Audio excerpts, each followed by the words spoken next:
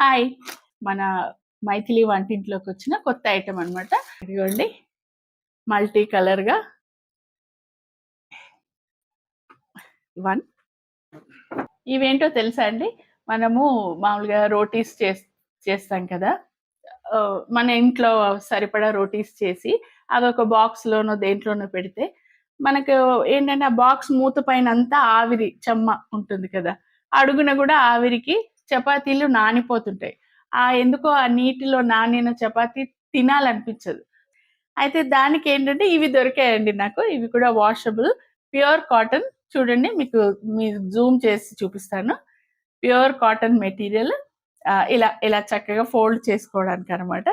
మనం రోటీ పెట్టిన తర్వాత నేను చూపిస్తాను రోటీ చేసిన తర్వాత కూడా. ఇది మీషోలో కొన్నాను. ఎంత బ్యూటిఫుల్‌గా ఉంది గదండీ! చక్కగా ఇలా ఫోల్డ్ చేసుకోవచ్చు. నేను రోటీస్ చేసిన తర్వాత పెట్టి మరి మీకు చూపిస్తాను. ఇదిగోండి. ఇది నా రోటీ బాక్స్. ఇందులోకి ఇలా చక్కగా పెట్టేసుకోవచ్చు.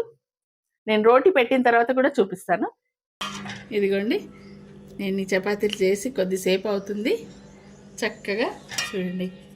ఈ మూతకు కూడా ఎక్కడ తడి లేదు.